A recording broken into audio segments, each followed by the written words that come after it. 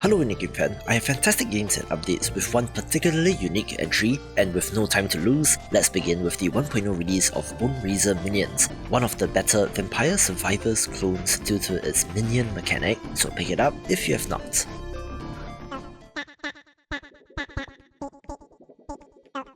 Hooray! Somehow, the Sok Pop Collective has made it to 100 titles released, where if you're not familiar, this team of 4 developers rapidly prototypes and throws games out there under a Patreon model, which is fascinating from a business perspective. So in celebration of that, Sokfest was released, a celebration of all the games that came before, being an adventure game where you're exploring said festival with a central mystery to uncover as well.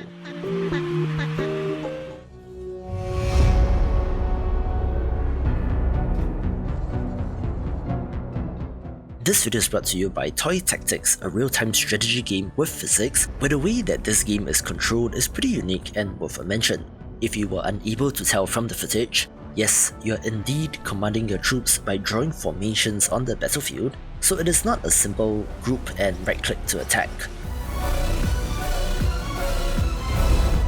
You are tasked with facing off against the undead hordes, which does have quite a variety of troops, from skeletons to necromancers and even bone dragons, all wrapped up with delightful visuals since the units here are similar to that of a tabletop war game like Warhammer, each having their own base to stand on as well.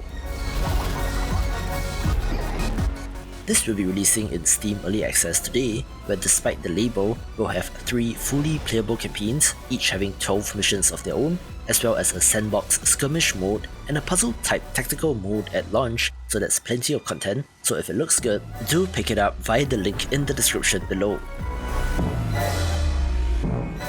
Oh, and of course, add 1 to the In the Hall of the Mountain King counter.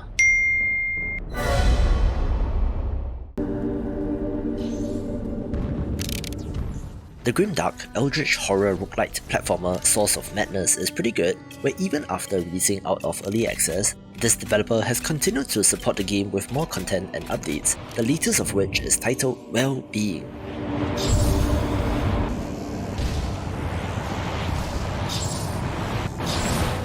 This fundamentally tweaks several aspects of the game, which might appear minor, but removing casting time for all spells does significantly affect the speed and flow of the game, with plenty of new additions from monsters to skills and items, and with a new game announced from the team, might be the definitive version of this title.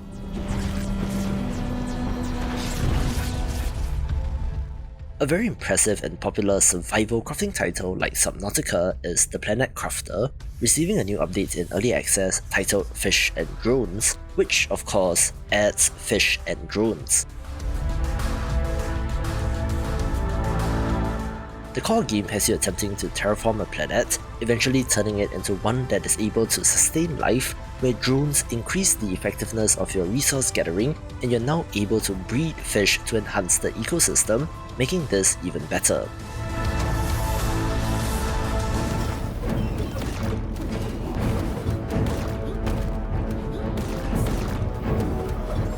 One of the more interesting updates is Summum Aeterna Ragnarok, the roguelite platformer that is based on the Metroidvania Aeterna Noctis, where so far it has been fairly faithful to its inspiration, but in this update, with the Norse mythology inspired levels and enemies, really does shake things up.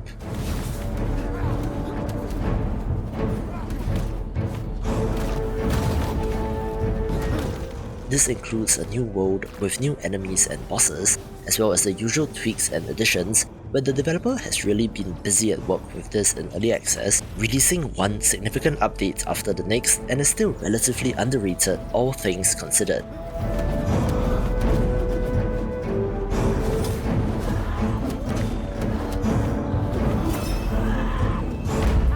Indian Ocean is a tiny desert island where a multiverse-spanning drama is unfolding. You play as Home, a cursed superintelligence bound to a soldier's corpse by an alien named Moon.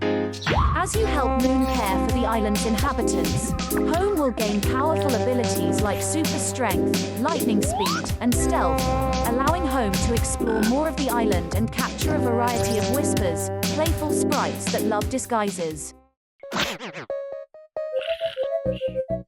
If the opening seconds of this narrated trailer for 24 Killers didn't get you interested, I'm not sure if the game will be for you, but for those of you that are, this is an adventure RPG title that has been inspired by Moon RPG, an anti-RPG that is said to have tremendous influence on Undertale, where everything from the visuals to the story setup just screams indie game.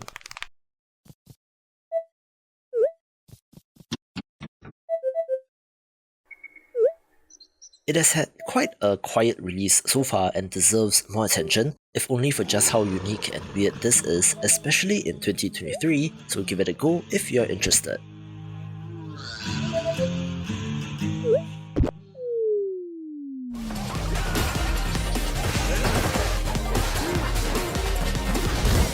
Perhaps the best modern beat-em-up title, Streets of Rage 4, also got a major update, which is strangely untitled, but the gist of it is that there are over 300 improvements to the game, with the most significant being the addition of co-op combo moves.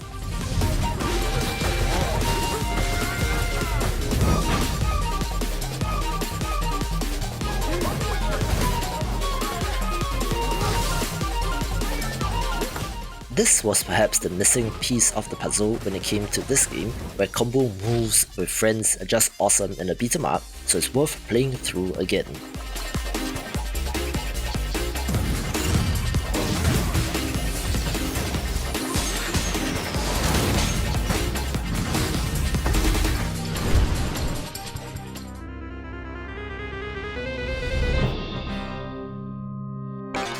One of the games that made my Game of the Year list in 2022 is Heroes Hour, a game that pays tribute to heroes of might and magic while adding their own spin on it with the Auto Battler, so I'm happy to share that their first paid DLC titled Rogue Realms is also available right now.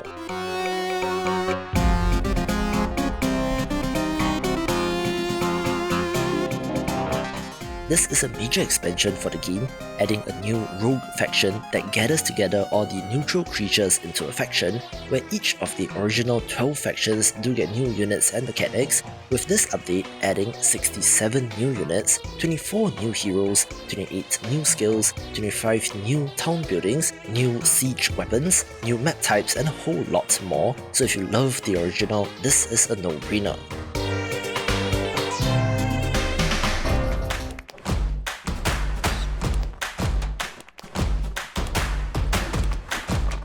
I do want to give a special mention to this game since it managed to carve out a little bit of a foothold all on their own, where this roguelike platformer where you play as an anthropomorphic rabbit is quite interesting. Most curiously, you will notice the physics in this, most prominently shown through the presence of ropes, but the verticality in level design is interesting, with fully destructible environments as well, making Verlet Ascend worth a look, with more upcoming action roguelites in this video.